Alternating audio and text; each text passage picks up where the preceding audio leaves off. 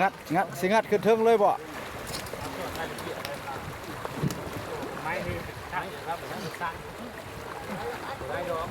บ่ได้มันหนักได้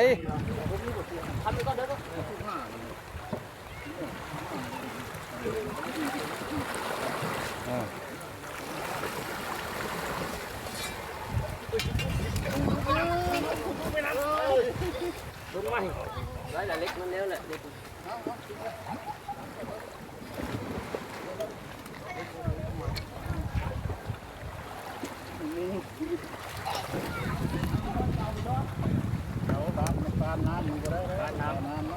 มันบ่หลายคนหรือบ่ได้ไม่หลายได้เอาเสือกแม่ดึงได้เอาขึ้นมาซื้อได้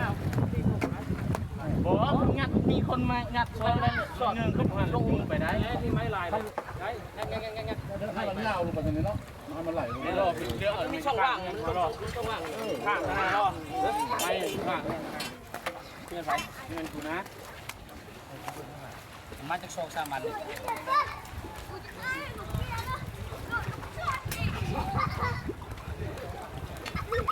ว่างแล้วมันหักน้ำมันช่องว่างเลยเนาะ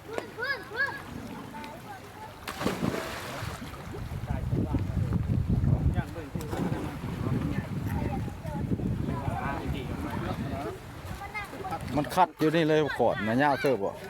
ขอดนะยาวเติบบ่เด็กให้มันวิทย์ไปหุ่นมันบ่ไปเนาะไม่แบบขึ้นมาพี่ได้หลายคนย่อขึ้นจะได้มันแบบเอางัดขึ้นมามันไปยุบให้มันว่ายอย่างนี้เนาะขึ้นมาซื้อที่เลยอาจจะย่อได้อยู่เนาะ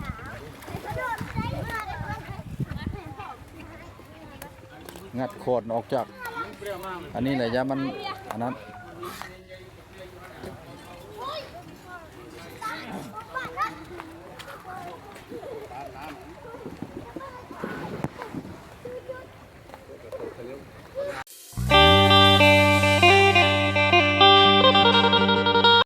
ทักทายสบายดี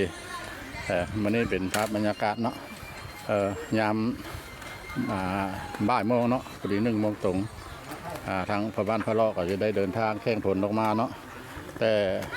ตาแค่ออกมานี่ก็อยู่ราวๆ7-8 ลักก็สิมาปลงศพมีทรงสการยายบ้านนั้นต้นไม้คนทับมาแล้วเพิ่นเปลี่ยนแปลงไปแล้ว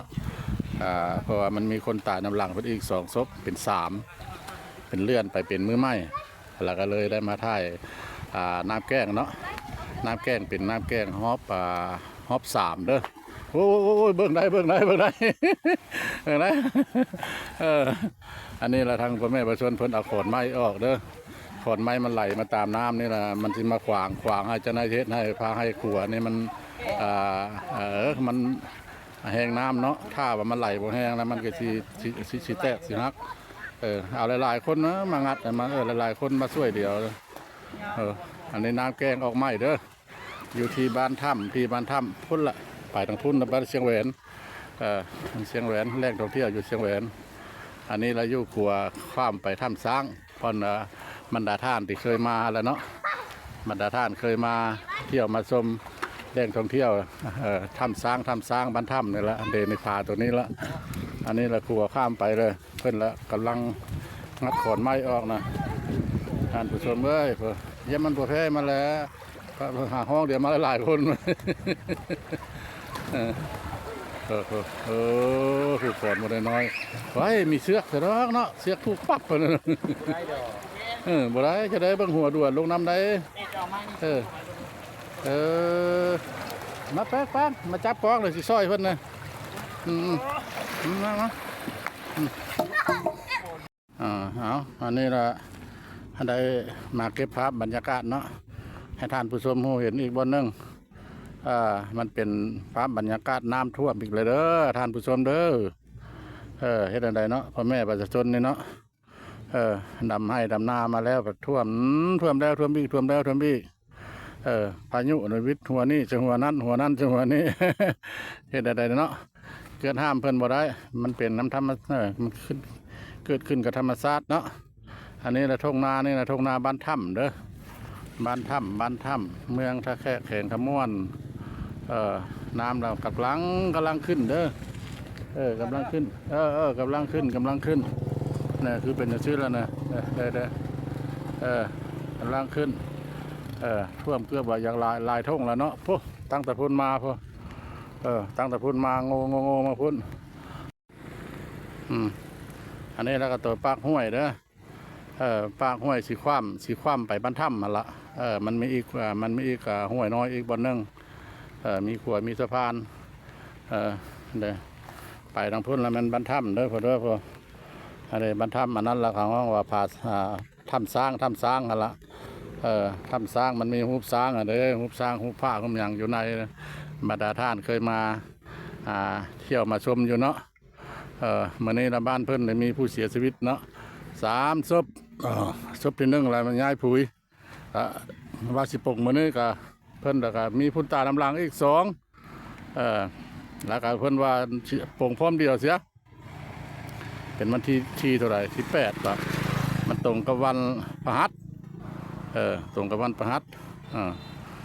อันนั้นนี่แหละได้มาเก็บพระไม่ท่านผู้ชมหมู่เห็นกันนี่แหละท่านผู้ชมขี่รถไก่มานำทางเนาะมาแต่บ้านถ้ำไปละมาเห็นพ่อแม่ประชาชนเพิ่นกำลังยามต้ง ยามต้งน้อยเพิ่น พอได้แก่แรงแก่งอายุเนาะเด้ป่าน้อย จะมาจากบ้านไหน ฮะ มาจากบ้านไหน นี่จะบ้านโนนลัก2มันเวียงวิไลเนี่ย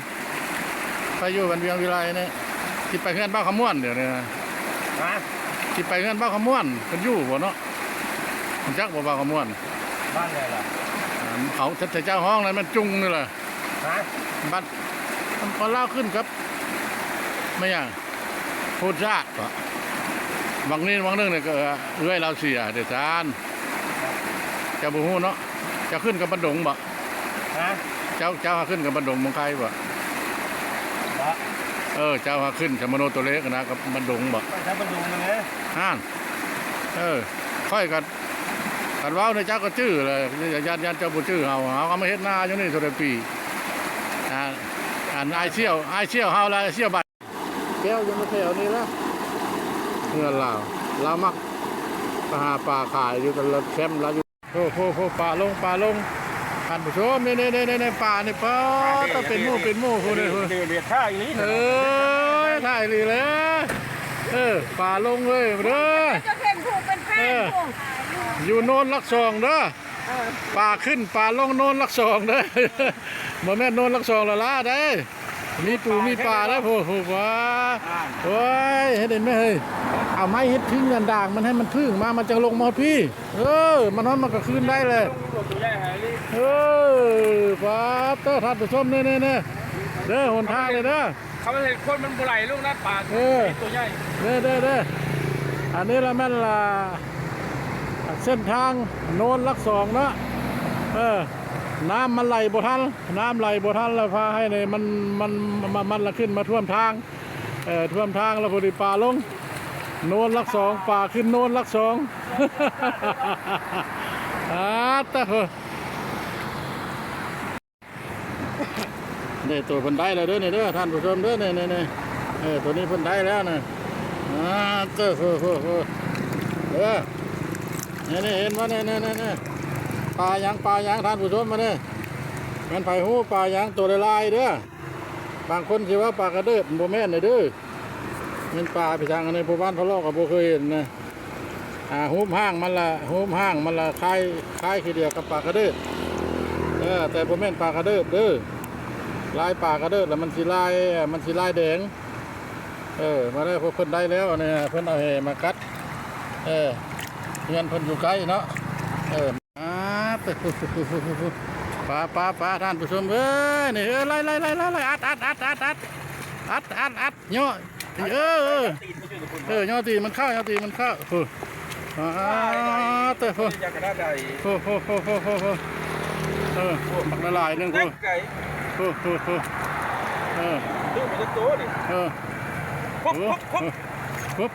บปลานี่มันไปได้เลยมันบ่มีเกล็ดทางหลังมันบ่คือปลานิ่นจักปลาอย่างบุ้งนี่ครับมือห้องปลาอย่างแสนเลย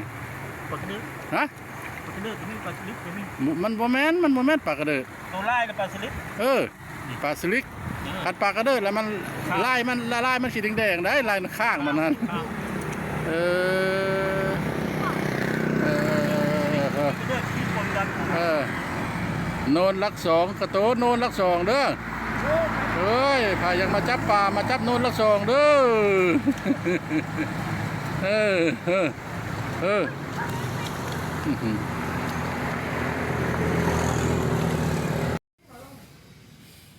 ปลาหยังท่านผู้ชมเด้อปลาหยังอันนี้เด้อพอบ้านพะเลาะเลยขี่รถมาแต่บ้านถ้ำเนาะมาตามทางมาฮอนโนนลักสองฮอนโนนลักสองแล้วป่ามันน้ำท่วมทางนะโนนลักสองนี่ละเราเลยเห็นประชาชนเพิ่นเนาะเอามองเอาแห่มากัดหน้าทางนั่นแหละโอ้ได้บักละลายเนาะผู้ละ3-4 โลก็มีบ้านพะเลาะละลืงเขาโอ้กำเอาได้เลยว่ะเสียเมื่อกินแรงเลยว่ะเมื่อทอดเมื่อปิ้งเลยเอาไหมว่ะโอ้คนมันให้เอาลายเลย เก่งใจหมูเนาะบนอาหารนะหมูเอาปลา7 ตัวเนาะ1 2 3 4 5 6 7 ตัวพอได้แรงปลาอย่างเด้อมันพายหูจักเด้อขัดถามเขานะฮั่นเขาว่า